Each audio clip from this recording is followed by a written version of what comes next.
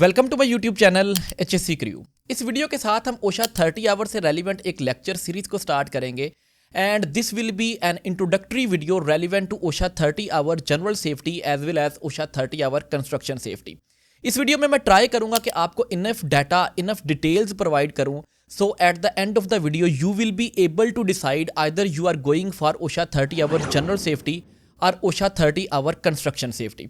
तो सबसे पहले स्टार्ट करते हैं। What is OSHA? Basically OSHA है क्या?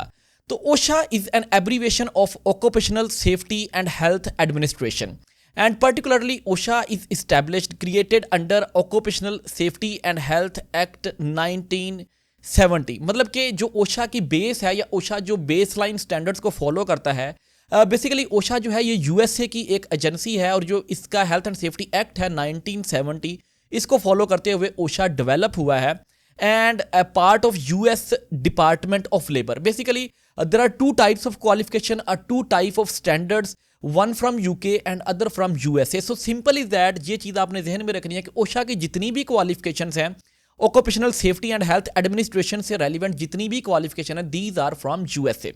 तो USA Labor Department का ये part है। एंड देन मिशन हम देख लेंगे, व्हाट इज द मिशन। हर ऑर्गेनाइजेशन का एक मिशन होता है, तो ओशा का मिशन क्या है? Ensure safe and healthy working conditions for workers by enforcing workplace safety standards and providing resources. तो सिंपल इज दैट ओशा की बेस क्या है या ओशा का मोटिव क्या है? तो सिंपल इज दैट कि वर्किंग कंडीशंस को बेटर करना है और वर्कर्स की सेफ्टी को इंप्रूव करना है by providing safety standards and by providing resources. अब जो सेफ्टी स्टैंडर्ड्स हैं जो डेवलप किए गए हैं from OSHA on the basis of occupational safety and health act 1970, उनको डेवलप करने के बाद आपने वर्कर्स को, आपने हेल्थ एंड सेफ्टी रिप्रेजेंटेटिव्स को, आपने जो कंपनीज की एडमिनिस्ट्रेशंस हैं या टॉप मैनेजमेंट है उनको ट्रेन करना होता है। मतलब ट्रेन करने का मतलब यह है कि उनको कम्युनिकेट करना होता है। तो ओशा ने अपने सेवरल कोर्सेज जो है उनको डिज़ाइन किया है जो कि एजुकेट करने के लिए, ट्रेन करने के लिए, इन स्टैंडर्ड्स और रेगुलेशंस की जो इन्फॉर्मेशन है उनको प्रोवाइड करने के लिए डिज़ाइन किए गए हैं। नेक्स्ट स्लाइड पे चलेंगे। List of courses offered by OSHA. अब ओशा कौन कौन से कोर्सेज ऑफर करता है बेसिकली?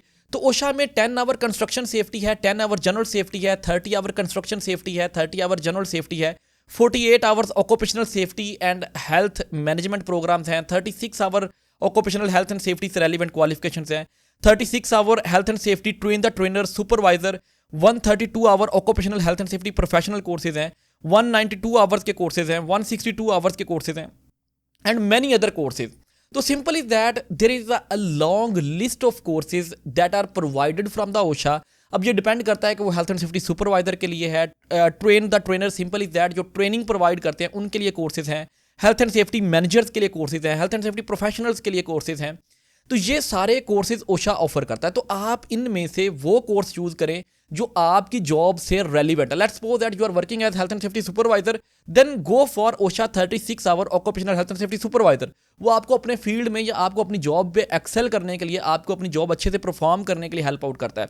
अगर आप ट्रेनिंग साइड पे जाना चाहते हैं तो go for 36 hour occupational health and safety train the trainer programme. इसी तरह से मैनेजर प्रोग्राम आप ले सकते हैं अगर आप मैनेजमेंटल पोस्ट की तरफ जाना चाहते हैं और उनको आप उन पोजीशंस पे अप्लाई करना चाहते हैं। अब simple is that generally speaking 2 basic courses जिसमें 30 hour construction health and safety है and 30 hour general industry safety and health है। ये बेसिकली फ्रीक्वेंटली अटेम्प्टेड कोर्सेज हैं या फ्रीक्वेंटली रिक्वायर्ड कोर्सेज हैं from most of the recruiters. Even अगर आप gulf की बात कर लें, यूए की बात कर लें, सऊदी अरेबिया की बात कर लें, पाकिस्तान की बात कर लें, इंडिया की बात कर लें, तो ये मोस्ट डिमांडेड स्टैंडर्ड्स हैं। अब नेक्स्ट स्लाइड पे हम चलते हैं। Group of OSHA standards. Basically OSHA के कितने ग्रुप्स ऑफ स्टैंडर्ड्स हैं? तो 4 ग्रुप्स ऑफ स्टैंडर्ड्स हैं, वन बाय वन डिस्कस करेंगे। जनरल इंडस्ट्री 29 CFR 1910 पार्ट 1910 है। CFR basically code of federal regulation को बोलते हैं। तो 29 CFR 1910 जो स्टैंडर्ड्स हैं, these are general industry standards. अगर आप 30 hour general industry course attempt करते हैं तो आप सिंपल इज दैट 1910 जो पार्ट है CFR 29 का वो आप स्टडी करेंगे, उसकी ट्रेनिंग आपको प्रोवाइड की जाएगी।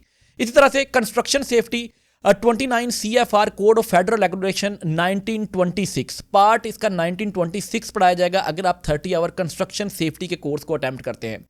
And then is maritime कह लें या मरीन इंडस्ट्री से रेलिवेंट, जैसे कि ऑफशोर इंडस्ट्री है, शिपिंग इंडस्ट्री है, इससे रेलिवेंट ऑफशोर ऑयल रिग्स हैं। तो वहाँ पे CFR 1915 है, 1917 है, 1918 है। ये बेसिक 3 स्टैंडर्ड्स हैं जो अगर आप इससे रेलिवेंट को कोर्स अटेम्प्ट करते हैं तो आपको इसमें सीखने को मिलेंगे, देखने को मिलेंगे या पढ़ने को मिलेंगे।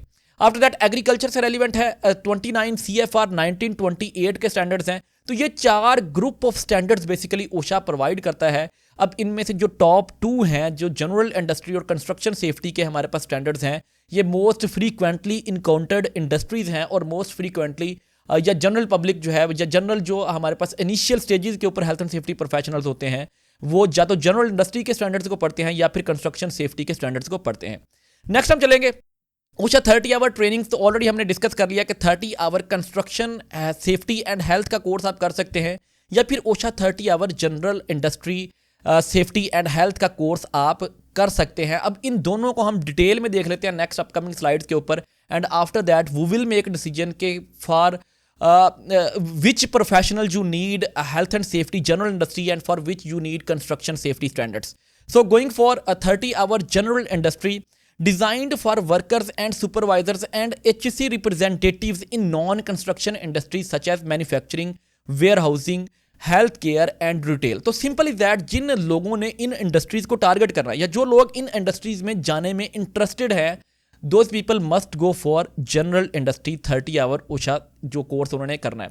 तो focus on OSHA standard under CFR 1910 already हमने डिस्कस कर लिया कि कोड ऑफ फेडरल रेगुलेशन का जो पार्ट 1910 है that is relevant to the general industry and after that covers hazards specific to the industry such as hazard communication, such as machine guarding, ergonomics, lockout, tagout, working surfaces, and after that electrical safety, fire prevention and protection, material handling and storage, confined space, bloodborne pathogens, noise and hearing conversations, and after that work place violence. तो अगर आप ओशा 30 hour general industry का course लेते हैं तो इसमें general industry में आप ये कह लें कि एक वाइडर स्पेक्ट्रम है, एक बड़ा स्कोप है, बहुत ज़्यादा इंडस्ट्रीज जनरल इंडस्ट्रीज में इंक्लूड की जाती हैं। तो आप इस तरह के बेसिक टॉपिक्स जो हैं इनके बारे में डिटेल में इंफॉर्मेशन प्रोवाइड की जाएगी, ट्रेनिंग्स आपको प्रोवाइड की जाएंगी डिटेल में। आप इन सब जो टॉपिक्स हैं and some other topics are included, I have just provided few topics जो कि इनसे रेलिवेंट है 30 आवर जनरल इंडस्ट्री से। नेक्स्ट हम जाएंगे तो ओशा 30 आवर कंस्ट्रक्शन इंडस्ट्री को अगर हम देखते हैं तो designed for workers and supervisors and HSE representatives in construction industry. अब कंस्ट्रक्शन इंडस्ट्री में बिल्डिंग कंस्ट्रक्शन हो सकती हैं, प्लांट कंस्ट्रक्शन हो सकता है, ऑयल एंड गैस का कोई प्लांट लग रहा है, कोई पाइपलाइन की इरेक्शन हो रही है, all these are included in construction industry. मतलब जहां पे कंस्ट्रक्शन हो रही हो, कोई नई चीज बन रही हो तो उसको हम कंस्ट्रक्शन इंडस्ट्री कहते हैं। तो focus on OSHA standard under 29 CFR code of federal regulation 1926 that is relevant to the construction standard. तो आपको इस कोर्स में इस 1926 के बारे में डिटेल में पढ़ाया जाएगा and after that ideal for high risk environment like construction sites and infrastructure projects. Infrastructure में हमारे पास रोड आ जाते हैं, ब्रिजेस आ जाते हैं, इस तरह की कोई भी चीज़ें जो हैं वो हमारे पास जहाँ पे इन चीज़ों की कंस्ट्रक्शन हो रही है तो उसे हम इंफ्रास्ट्रक्चर प्रोजेक्ट्स कहते हैं। अब कौन कौन से टॉपिक्स कवर होते हैं? Cover hazards and specific to the construction such as fall protection, scaffolding, excavations, fall caught in between, struck by, electrocution, stairways and ladders, heavy equipment and cranes, confined space, heat and cold stress. So these are the basic topics that are included in 30-hour construction industry. So simple is that ये चीज़ आप ज़हन में रखेंगे कि जब आप construction industry standards को पढ़ेंगे तब आप 29 CFR 1926 को डिस्कस करेंगे, इससे रेलिवेंट आप पढ़ेंगे और ये बेसिक टॉपिक्स हैं जो इसमें इंक्लूडेड होंगे 30-hour कंस्ट्रक्शन इंडस्ट्री के कोर्स में। नेक्स्ट हम चलते हैं, no we have to decide which OSHA 30-hour course you will choose. तो सिंपल इज दैट अगर आप एक वाइडर स्पेक्ट्रम ऑफ इंडस्ट्री को टारगेट करना चाहते हैं then go for OSHA 30-hour general industry standards. Simple is that most of the time अगर आप कहें तो करंटली अगर सऊदी अरेबिया में एक्सेप्टेंस की बात करें तो वहां पे यूजुअली जनरल इंडस्ट्री के स्टैंडर्ड्स को या जनरल इंडस्ट्री के ओशा को ज्यादा एक्सेप्ट किया जा रहा है। इट्स माई ओपिनियन, कोई भी कॉन्ट्रोडिक्ट कर सकता है बट आपने अपनी सर्कमस्टांसिस को देखना है। अगर आप कंस्ट्रक्शन इंडस्ट्री में जॉब करने के लिए जा रहे हैं, अब कंस्ट्रक्शन इंडस्ट्री भी एक वाइडर स्पेक्ट्रम है, उसमें प्लांट कंस्ट्रक्शन आ जाती है, बिल्डिंग कंस्ट्रक्शन आ जाती है, इंफ्रास्ट्रक्चर के प्रोजेक्ट्स आ जाते हैं, हाई राइज बिल्डिंग्स के प्रोजेक्ट्स आ जाते हैं। जैसे कि सऊदी अरेबिया में भी स्टेडियम्स का काम चल रहा है तो वहाँ पे मतलब किसी भी स्पोर्ट्स कॉम्प्लेक्स आ जाते हैं, स्टेडियम्स आ जाते हैं, जिस चीज़ में भी कंस्ट्रक्शन हो रही है तो वहाँ पे 30 आवर कंस्ट्रक्शन इंडस्ट्री के स्टैंडर्ड्स जो हैं उन्हीं को इंप्लीमेंट होना है, जो कि 1926 है, CFR 1926। और जनरल इंडस्ट्री जो कि वाइडली एक्सेप्टेड है, तो उसमें आपने CFR 1910 को पढ़ना है। So it will be entirely up to you. मैंने आपको कोर्सेज बता दिए हैं, उसके टॉपिक्स बता दिए हैं, उनका स्कोप ऑफ मतलब आप जॉब कह लें या स्कोप ऑफ एक्सेप्टेंस कह लें, वो बता दिया। I can not simply tell के go for the general industry, I can not tell simply go for the OSHA 30 hour construction safety. So it is on your own कि आपने कौन से स्टैंडर्ड्स की तरफ जाना है। So I will recommend go for the general industry, and अगर आपने कंस्ट्रक्शन इंडस्ट्री को स्पेसिफिकली टारगेट करना then go for 30 hour construction industry.